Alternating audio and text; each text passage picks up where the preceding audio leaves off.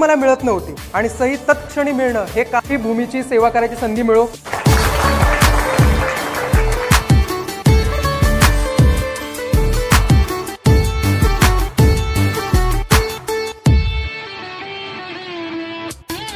धन्यवाद। केशवरावांच्या बाबतीत भाषण ऐकल्यानंतर बऱ्याचशा गोष्टींचा उलगडा होत आहे आणि माणसानं माणसाच्या आयुष्यामध्ये एका वेळेला किती काम करायचं याचं नमूना